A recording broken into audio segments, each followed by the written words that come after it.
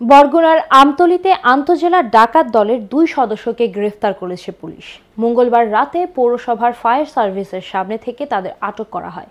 ডাকাত দলের সদস্য এবলাস 3টি হত্যা ও 2টি ডাকাতি মামলার যাবজ্জীবন সাজাপ্রাপ্ত আসামি এবং তার সহযোগী শামসুল হক 4টি ডাকাতি মামলার দুর্ধর্ষ আসামি।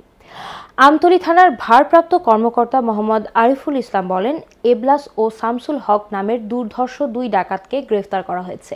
এর মধ্যে এবলাস একজন ভয়ঙ্কর খুনি এবং ডাকাত। তার নামে 3টি খুন সহ 2টি ডাকাতি মামলা রয়েছে, যে যাবজ্জীবন সাজাপ্রাপ্ত আসামি। শামসুল হক একজন ভয়ঙ্কর আন্তজেলা ডাকাত দলের সদস্য।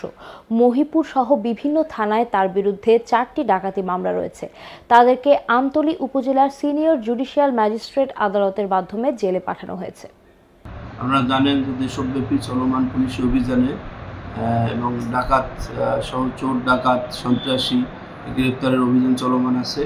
এই অভিযানের ধারাবাহিকতায় আমতলীতে আমাদের গতকালকে 2 জন ডাকাত ধরা পড়েছে, চিহ্নিত ডাকাত, যাদের বিরুদ্ধে আমতলী, বরগুনা এবং তালতলী, কলাপাড়া, মহিপুর সহ দেশের বিভিন্ন থানায় একাধিক ডাকাতি মামলা সহ অন্যান্য চুরি ছিনতাই মামলা রয়েছে। কালকে মোবাইল চেকপোস্টে গ্রেপ্তার করতে সক্ষম হই। পরবর্তীতে তাদের নাম, ঠিকানা ও পিসিপিআর যাচাই করে এই বিভিন্ন মামলার তথ্য পাওয়া যায়।